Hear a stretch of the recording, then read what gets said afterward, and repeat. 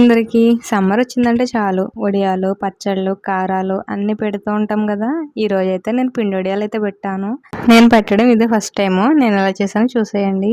ఈ చెంబుతో అయితే కొలుచుకున్నాను వరిపిండి. ఆ చెంబు నిండా పిండి కొలుచుకుని ఒక దాకలో వేసుకుని అందులో 2 చెంబుల వాటర్ వేసి మిక్స్ చేసి పక్కన పెట్టుకున్నాను. తర్వాత వడియాలు చేయడానికి అయితే పెద్ద గిన్నె అయితే తీసుకోవాలి.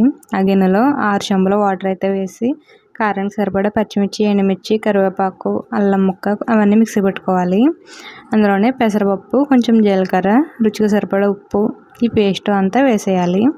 వేసి నీళ్ళు అయితే బాగా మరుగుతూ ఉండాలి. నీళ్ళు బాగా మరిగిన తర్వాత పిండి అయితే వేసేయాలి. క్లిప్ అయితే మిస్ అయింది. ఇక్కడ మా మామ అయితే వచ్చిందనమాట. ఇది పట్టుకోమామ నేను వీడియో తీస్తాను అన్నప్పటికీ మా మామ అయితే వేసేసింది. నెక్స్ట్ ఇది కలుపుతూ ఉండాలి. ఇది కొంచెం దగ్గర పడిన తర్వాత దింపేసుకోవాలి. కన్సిస్టెన్సీ జిగటగా ఉండాలి. అప్పుడైతే దింపేసుకోవాలి. ఇంకా తర్వాత మా అత్తయ్య నేను అయితే వడియాలు పెట్టేసాము. నెక్స్ట్ వడియాలు ఎలా వచ్చినాయి పార్ట్ 2 వీడియోలు చూపిస్తాను.